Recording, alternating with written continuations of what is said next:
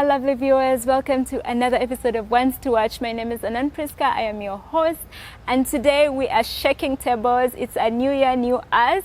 We are outside, we are at the lovely URA Tower at our home in Nakawa. Now this tower has inspired so many great photographers to take great shots of it, and one of them is Saad Shots, who is a personal favorite of us.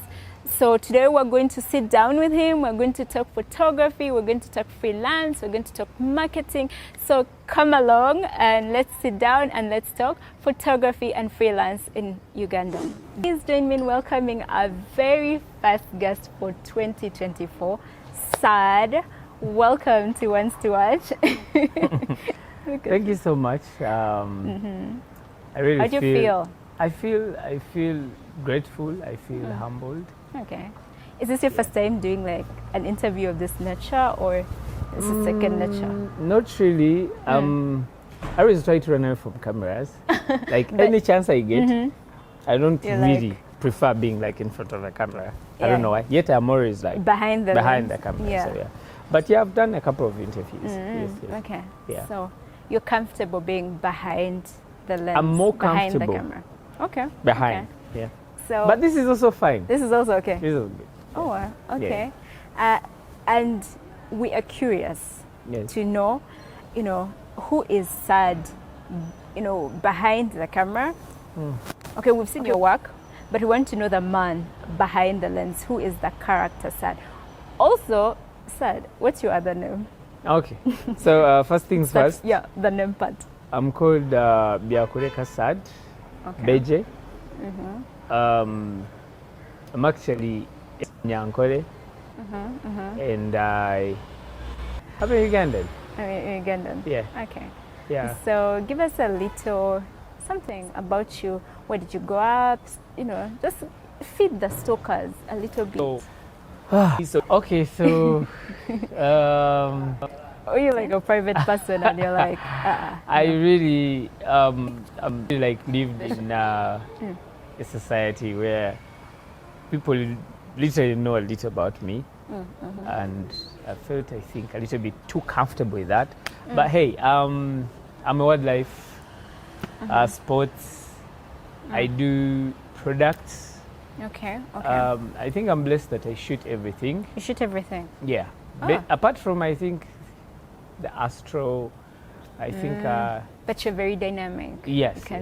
But then what was that first spark that triggered your interest in photography, Okay, so it was in 2016. That's when I picked real interest in photography. Okay. I was in Were Mbali. you in school? No, It was I was after done. school? Yeah, Okay. I was done. So I was in Mbali by then, working on radio. Nice. Wait, you're like a radio presenter? Yeah, but I started as a You are a man scheduler. of many. Yeah. Colours. Anytime I feel like I get a chance, to learn something, I always try to learn it, because you never know what tomorrow has in store for you. So That's true. Photography actually found me when I was still working in radio. In radio. Yeah. Okay. So I then had to look for a side gig. So I tapped into the tourism industry. I started off at a certain company called Uganda Safaris. Okay. That is in Mbale. Mbale. Yes. Okay.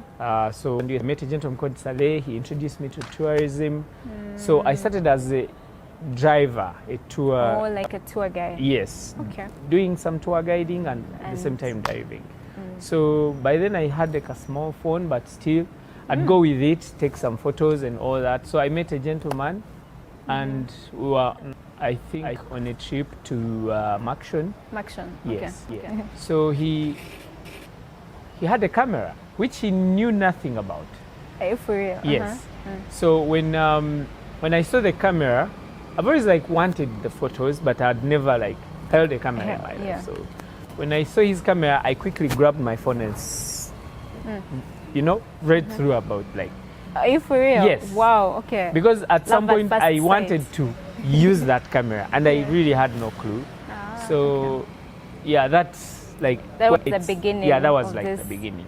of this journey in photography. Yeah. Okay, so from there you are self-taught, I'm guessing. So from the Googling, and then you get the camera. Yeah, he actually when we were still there, there were 3 people, so they needed a group photo.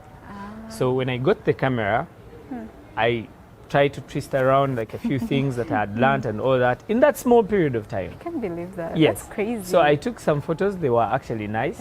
So he asked me if I do photography. I said no. He said, you have a real talent. You should think about it. So it was called John, and I really feel like he's the person that pushed me into this, because when he was leaving, he actually gave me the camera for free. Wow. Yeah, okay. so we reached the airport. I don't know anything. I say bye-bye to him. Dude picks up the camera. He's like, you know what? This is yours. Just keep this for me. Oh my and that's God. like... And that's how it starts. That's how it started. Okay. Yeah. Okay. So from then on, then you start to just practice, or every time there is tourists, you're doing that extra part? Yeah, now that I had the camera, so I made sure that I had to learn, and I mean like really learn and become good. I didn't have like money to go like in like any other journalism school and all that to learn more about the cameras and stuff. So I learned most of my things, I think, from YouTube. So because this knowledge is actually out there, all you need to do is to reach out, like be intentional, like really get in touch and learn from people. Okay, I'm not saying that everything I know now, I've like sort of learned it. Self-taught. Yeah, I've met a few good people on my way that have actually nurtured me and you know pointed me in that good direction. Yes. Speaking of people who have molded you along the way, do you have like certain photographers that you're like, oh my God, I look up to this person? Yeah, of course I do. Yeah. Okay, one of those people that I think is a small god in this industry is called Makoma Nation. Okay, yeah, that the name's familiar. Yeah, he's one of those photographers that you looked at, you like, yeah, I really have a lot to learn. So it takes like a photo, you look at the photo and you're like, okay, I think I'm still joking. Yeah, so he's that guy. Yeah, Makoma Nation. And then there is Nyaika. Nyaika is one of also like best photographers that we have in this country. I'm just still looking at the country like level. Within, yeah. Bubu, Uganda first. Bubu, yeah. By Uganda Beauty. Yeah, there's also another gentleman. He's called Newman Dixon. Most people haven't like really gotten to know about now Dixon, but I promise you, Dixon is also one of those great photographers that I really admire. Or I've worked with all of these photographers apart from Makoma, but they always have like a unique touch and sense of composition. And that's what I'm curious about. What is that touch? Can you put a name to it? Can you put a word to it? Or it's just like... So basically, anyone can take a photograph. That's okay? True. Yeah. You yourself, you can take photos. Yeah, okay? I do take what makes, I think, people very different, that especially... X factor. Yeah, it all comes down to me. I feel like it all comes down to composition. How you compose. Okay, so creativity is not something that you find in everyone. Okay, so? Trust me. You'll have the camera, but you don't have like that creativity to create something that is a bit unique. Okay? Do you think it can be nurtured? Yeah, it can be. Okay. You just have to really look at things in a different way from how people see things. For example, if I'm looking at a subject, I have to look for something that is extra. Okay. Like, I don't want to be normal, because to become a creative, you have to create something that something at least not common, at least not like normal. Yeah, so composition is one of those things that make people different, because you have like same cameras, same subject, but produce different results. I would tell you, know what, do this.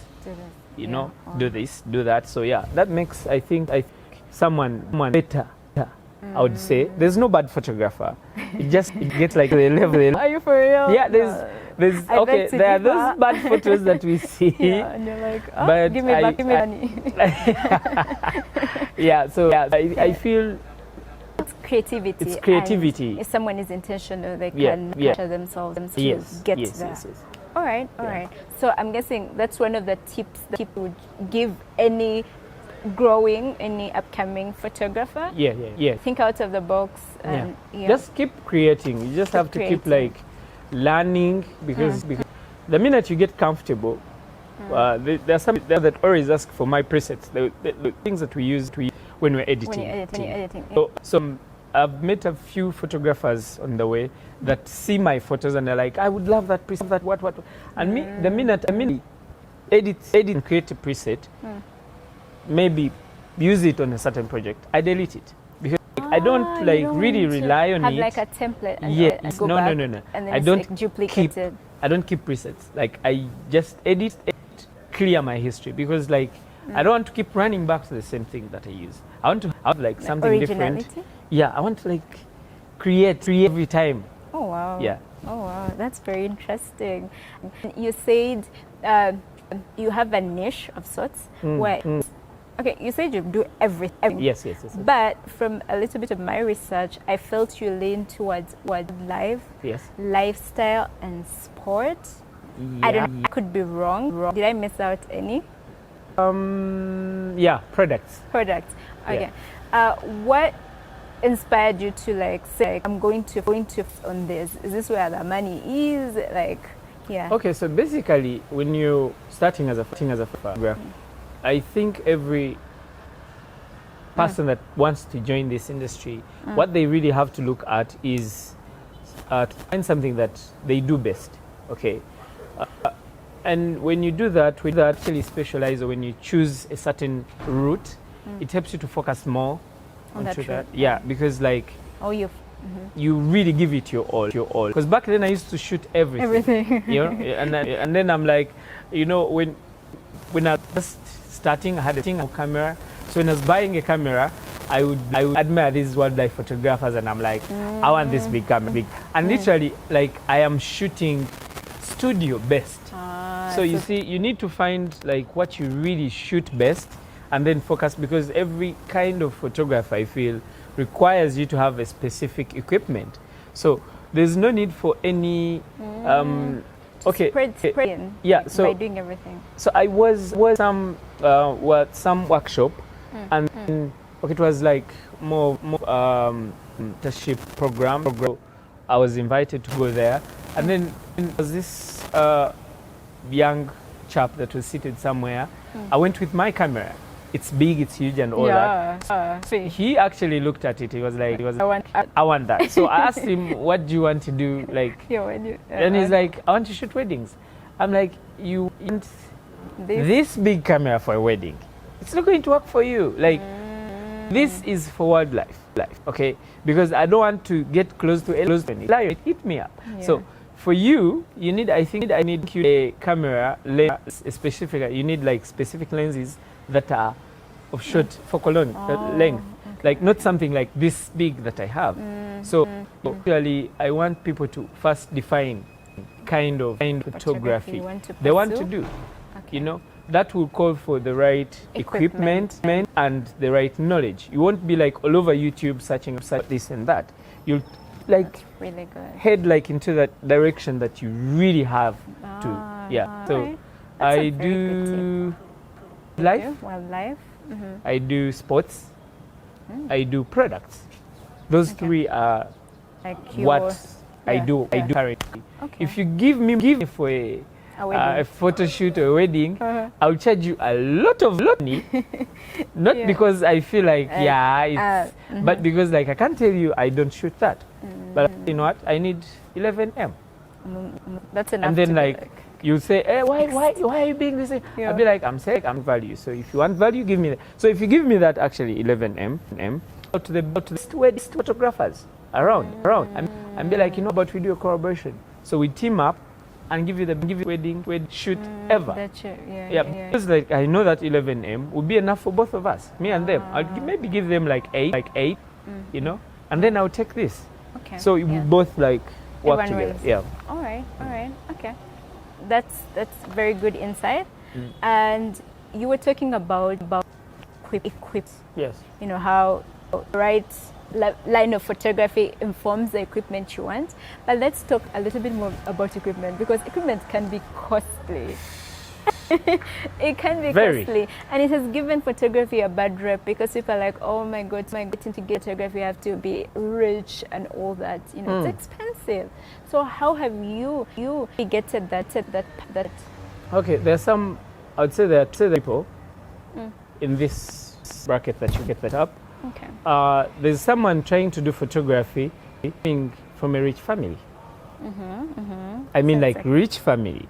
Okay. Like mom, your dad have like lots like cash. Yeah. So yeah, it will be I think very easy for you to get engagement. And some of us, I would give myself my example. Like every single thing that I have, that I've hustled my way up. Get it. So like I've really Good. saved, I've really asked for help. So it has been like me getting up there. So for all creatives that are out there that actually don't, the thing is, we now have companies that have equipment. For example, there's So's Arms, there is Twin Shots. These guys buy equipment. Oh, yeah. Okay, so you basically go there, register, you sign contracts and and they actually hire this equipment to you. So you don't need to like really. It shouldn't be It shouldn't like, be, because there's I believe options. if, for example, someone has given you a gig, let's say you're shooting to shoot 5 days in the park, like the new client is hiring you to go to the park, and you don't have the money to buy this big lens that I have. Yeah. You go to these guys, pay maybe 100 or 150,000, get the lens per day, and because like I'm imagining you taking those photos, paying you per day, right? Yeah. If someone like, let's say 400,000 per day to go and take photos in the park, so get 150K, high equipment. Okay, you don't really have like millions and millions to actually order for things and then start using your own things. Maybe if you do that, as you save money, reach a point and you have your own equipment, but don't like stress. You know, like back in the days it was like that. Like this is just like I think a 2022 thing. So like for those of us that started a bit earlier. Yeah, it was a bit hard. You look for someone with big lens and you can't find one. But now I see a lot of photographers with this kind of equipment. Yeah. Okay, so equipment is not a problem. It's really a problem. They can navigate it. Yeah. Thanks. That's a good one Yeah. for our viewers. And you were talking. You talked about clients. Yeah. Clients, yes. And for a photographer and a freelance, clients is like, client management is a big deal. It's a big part of what you do. Yeah. And you are doing well for yourself. How are you managing clients? Especially the freelancer, it's very easy for someone to take advantage. I've worked freelance before, and I've been taken advantage of a bit. So until someone had to sit me down and like, you know what, you do this. Yes. So for our viewers, would you please just share with them, can they do this, this when you're dealing with your clients? I think it is just you as a person. You have to settle down, and you know, when you're building a brand, for example, you have to really consider a lot of there's social capital, and there's like really tight talks that you really hold with people. You're like, you know what, if this is not there, I'm not coming. You see. So I think it comes down to like principles. You as a person that set, and you say, and you know what, for example, personally, you can't shoot unless you earn 80% of the whole amount. The terms are clear. Yeah, so you have to be clear with your clients. It's a bit tricky, especially when you work with a client more than times. Get point. Take advantage. Yes. So you both like get so comfortable with each other, and if you no need to ask how many they want. I've gotten a few challenges, like a client, for example, has shoots and things and graduate things. So like calls you up, like, I need you to shoot my grad, and you say, you know what, I need like K. They feel they're paying the 300K. They should just out of it. Ask for this and this and this and this. So it's, I think it comes back to you as a service provider to really lay out so that you manage each other's like expectation. So like the client shouldn't like really have like that over expect. Yes, and you also like really, you know. You should. Okay, yes. You should be in sync. Yes. Right. Okay. So have you ever had an experience where things didn't work out to your clients, or they were unhappy with happy work, or you disagreed something they never expected, like you said, they over expected, and you know everyone is on different levels. I've been. Have you been there before? Yes, I've been there. How did you handle it? The first time actually having with a fellow photographer. So I was to shoot a league. Like a league, like a league, but yes, a whole season. So I couldn't shoot it alone because like when we're shooting, when they're leaguing, there are usually 2 pitches to have like matches, you know, going on like real fast. So couldn't shoot 2 like one and part. So this photographer, I tell him, he's my friend. So I was like, there's no need for me to be like, you know, this. So I was like, bro, are you free? Come. How much? He says this. Yeah. Comes, we shoot. I did the sets. He has to deliver the photos that he has. Yeah. Because after shooting, a day goes by, and then I have to deliver the photos. Like maybe 48 hours. So him to send me photos. He sends me a link. So this link with photos. And what his work marked down. So now I have to talk to him.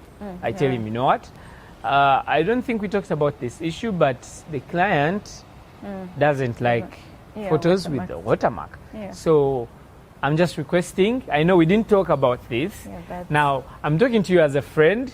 Please, can we take off this watermark? And the guy is like, hell to the no. I am not taking off my watermark. Because like my principle is simple. My work goes in hand with my watermark. That's how I get exposed.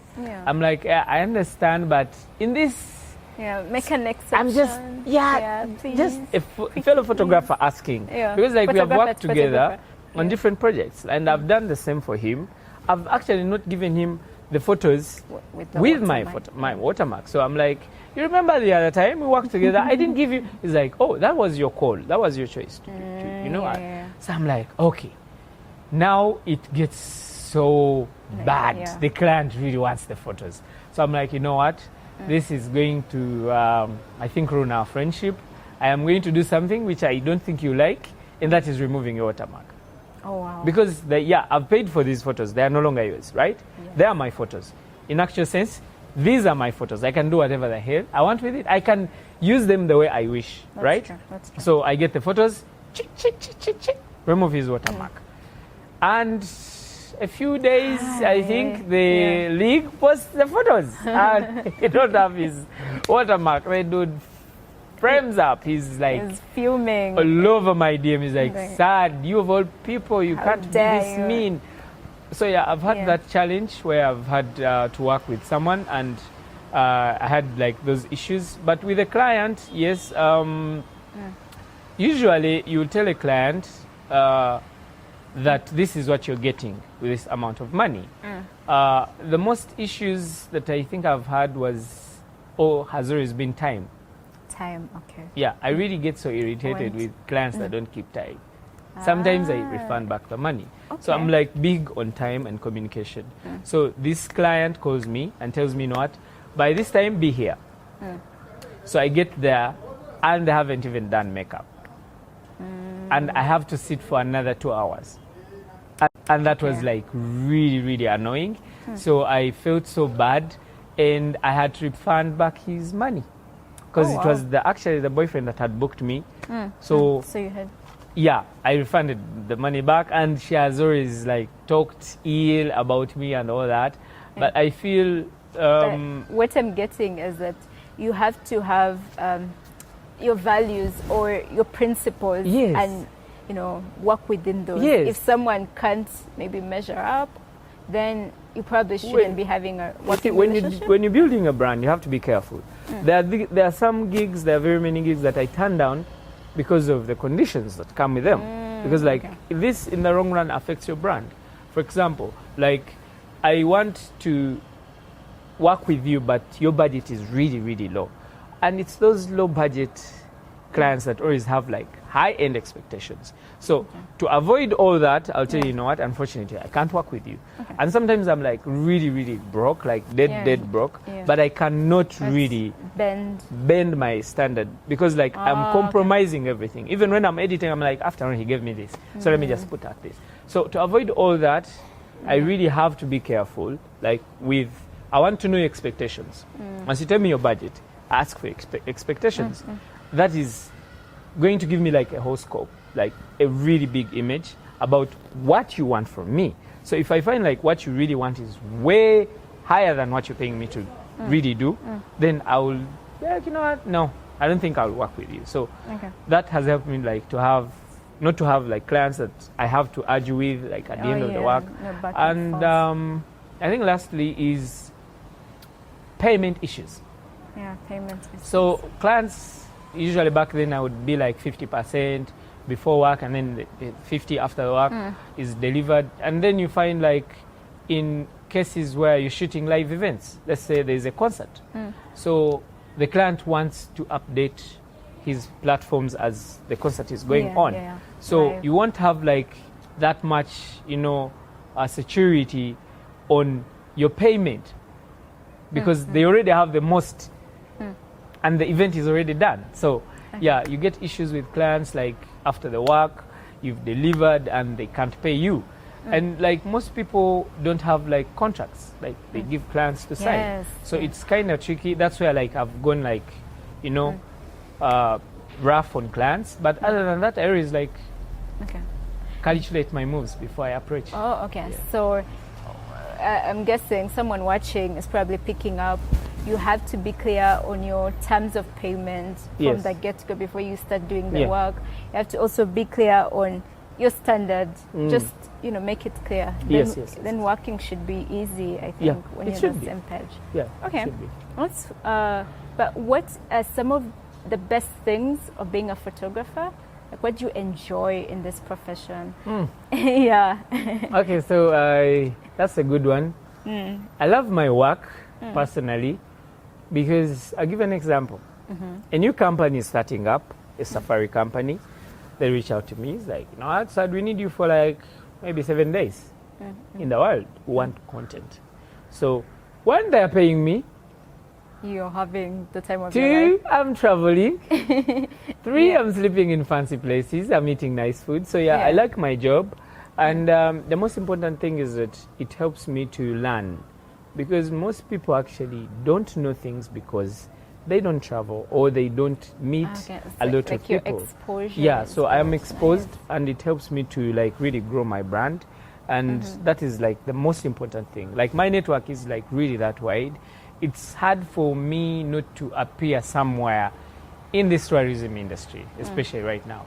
So that is all because of working with different clients and different people and meeting like, because you go to the parks and you meet like a lot of people in the park. And every person, maybe one person takes your number and then maybe gives you another gig. And then, so I really like my job for that. I think exposure, except going to the same places. Or it gets monotonous. Yeah, so well, like for every, you know, plus side, there is a negative side. So that's maybe the other parts. The downside. But again, the clients that you go with, actually, the new, the new it's people a new you meet, they give you a different experience, regardless going to the same place. So that's it. Okay. So how about, you said it can be monotonous, right? Beyond the monotony, what's that part of your job that you're like, nah, I could change this, I could switch this for something else, like the downside? Okay, so when I must be really honest with you, when you do something with passion, it never gets tiring. You really like, that's profound. Gets to a point. I remember back in the days, I used to work for free. Like I would do trips for free. That's deep. Yeah, because like I needed that experience.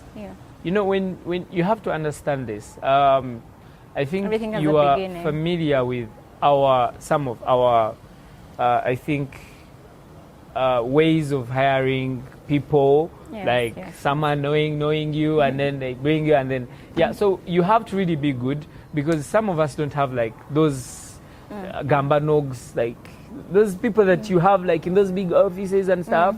So you really have to master your craft, and for you to do that, you have to learn like every day.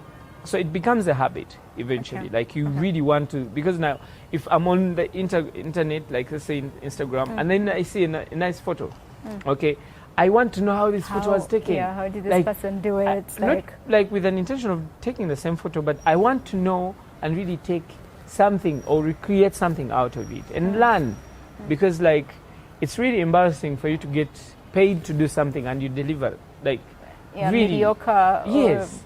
It's really bad, especially around this era. That's so quality is quality is paramount. It is it's a no-go zone. You either deliver the best or and in photography there's not something like a shortcut. You either know what you're doing or you don't. That's true. Yeah, so I think I've not picked interest in other things.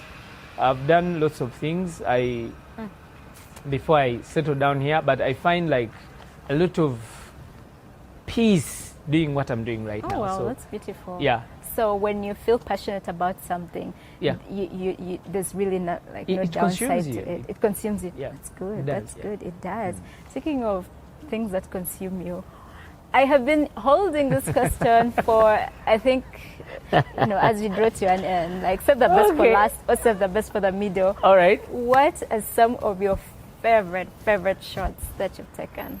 Oh, that's... I mean, as the taxman, we know our favorite one. You're just sitting right in front of it. Perfect.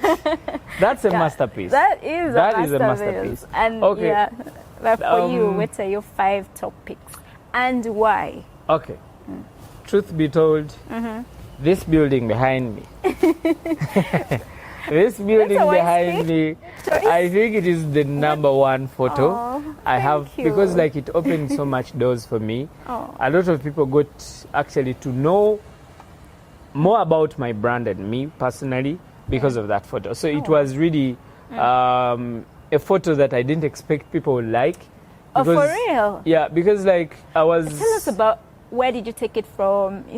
Okay, so I had a client, she's called URA, Linda, and this person, we are going to do sunset photos. I love sunsets. So we had gone somewhere in Ntinda, the apartments are called West Side. So while we were there shooting, so I turned on my left, because she was this side, so I turned on the left. You see this marvel. And then I see it is literally the only building that's like up in the sky. So I'm like, no, I'm taking this photo. So she's busy posing, me, I'm busy taking this photo. So when we're done, I edit the photo and I posted it like I usually do, and it was like really... Yeah, and we loved it. It was really... Everyone loved it. It so really... It is my number 1. And then number 2, there's a photo I took in Entebbe. I was shooting motorsport. I have a friend that rides, so he takes me to Entebbe. And there's this photo I've always wanted to take, but I've never gotten it right. It's a type of a photo that falls under the category of panning.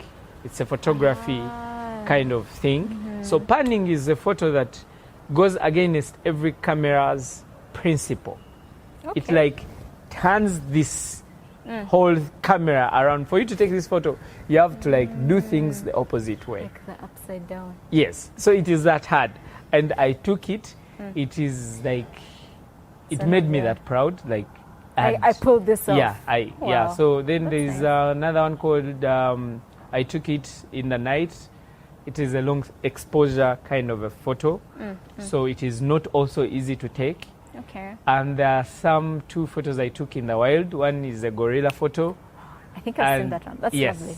So there's another one that I took of a lion. I found 2 cubs. They were like, it was during a kill. So they were eating, and when this cub really saw me, so it was like charging, it was scary. Oh, is it? Yeah, so wow. It those takes are my guts top 5. to do your job, yeah? It really does, being a wildlife photographer. I've seen some of those, and yeah, they're beautiful. Thank you and so some much. I haven't seen, but there's this one I've seen, and I feel a little bummed out that it didn't make the list. There's this one with this old lady. I don't know if you're in Kidepo. Yeah. How did I miss that? That picture, like I look at it and I'm like, you should have an exhibition. Like, No, I think it was supposed to be along number 4 or 3. it's a lovely picture. Yeah, I was It's a really from good Kidepo, so we used the Kabong route as we were coming back. So we reached there. It was market day, and this old woman was buying things. So she didn't see me. I just saw her and took the the camera photo. saw her. Yeah, It I really just saw her. she like stood out. Every person was there, but she was like the only person there. She had like a good aura. Yeah. So those are really lovely pictures, and there's people who are watching who want to do what Saad does. What is, what would you tell them? What would you tell that young person watching that, yeah? Okay, so basically, I think a skill is more important. Okay. And I think for anyone that wants to, join this industry, you have to really learn. Like, Learn. I don't care how you're going to do that. You really have to learn.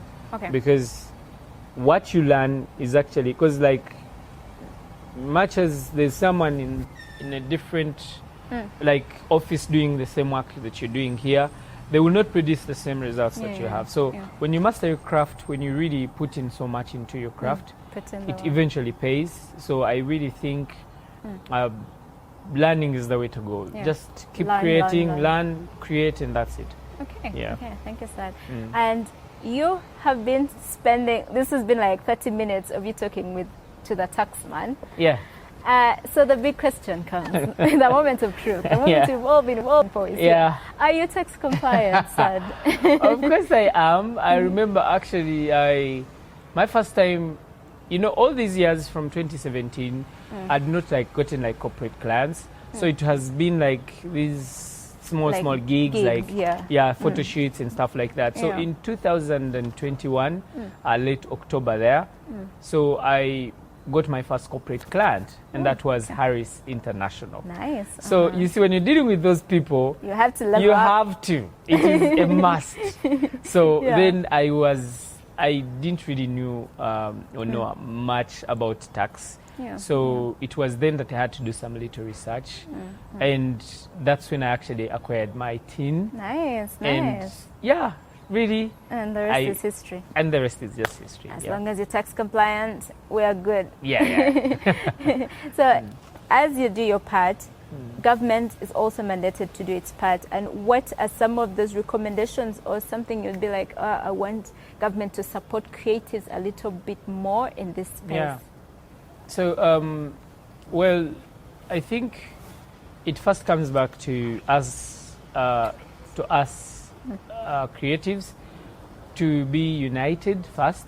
And of course, I think I'd pray that one day we get to really get united. As creatives. And of course,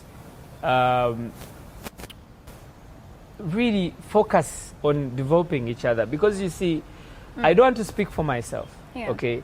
But I'm imagining there's someone that wants to become a photographer, but they can't really afford these things that we have and all that. And you can't really rely on the government to do everything for you. So uniting is the first. Yes. The creatives coming together. And you see, our segments are very expensive, like very expensive.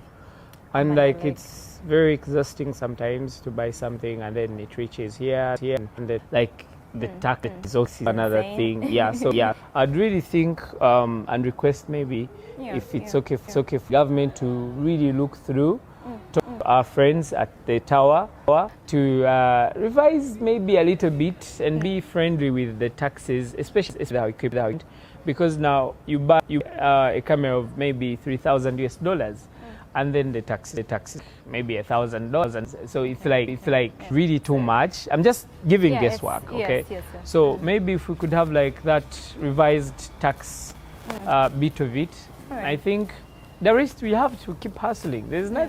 I mean, like the government is going to get you gigs. You have to step up and look for, like, get out of your comfort zones, be aggressive, for market, do good stuff, and then I think that is the only thing I can ask for from the government. I don't want them to give me free money, but also that work with minimum. Okay. Yeah. Where can people go? Okay, you have good work, right? Yeah. And that's indisputable. Where can we go to get your pictures? For those of you that are on X, my handle is at Saad Shots. It is still the same on Instagram, Saad Shots. On Facebook, I'm rarely there because of the bans and stuff. But still, the page is also there, Saad Shots. Yeah, that's just it. Yeah, so they can check out your work. They can, hit you up. LinkedIn, Saad Shots, every TikTok, every whatever. You're all over that place. Yeah. Nice. So, Saad, what does the future look like for you? What should we be excited for? Me, I'm excited and hoping for an exhibition. Yes, but like to hear from you. Okay, so speaking of an exhibition, I teamed up with some photographers, and we are planning to do one before this year ends. Oh wow, nice. We are 5, so we want to rent out some space and actually print our photos and have that. So it's in the pipeline. We're just trying to hold discussions with a few people that are familiar with that kind of work, because we've been to Kenya. I've been to Kenya to see their work. Kenyans are way ahead of us. They're doing I've well. been to SA, and these areas, they are crazy. In Dubai, it's crazy. So actually planning to do something like that. I love that. Yeah, and then of course I'm looking at having at least a hub, like a creatives hub.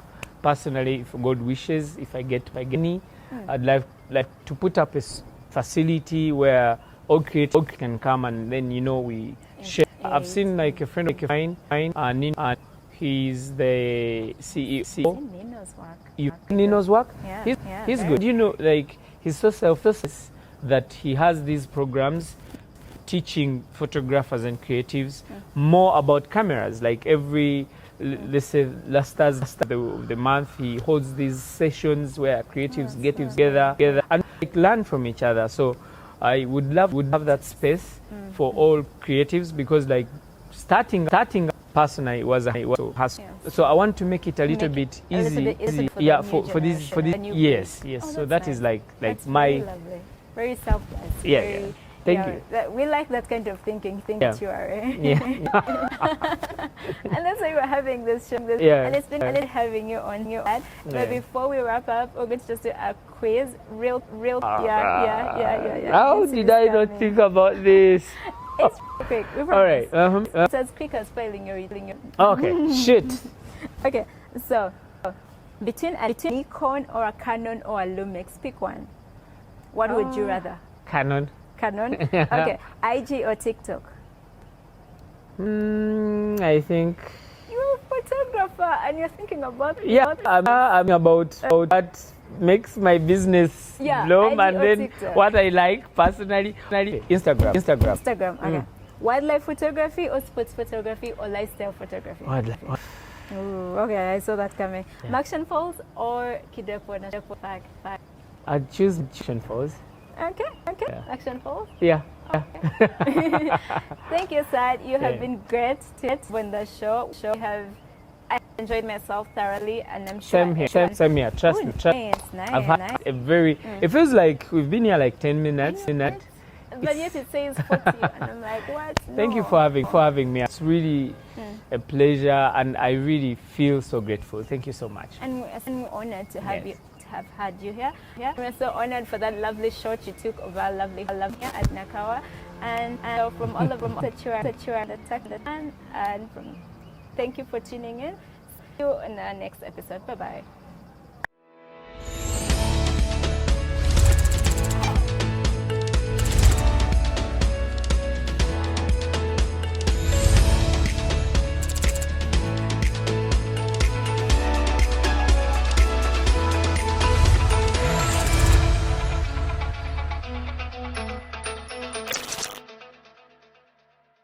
Uganda Revenue Authority. Developing Uganda together.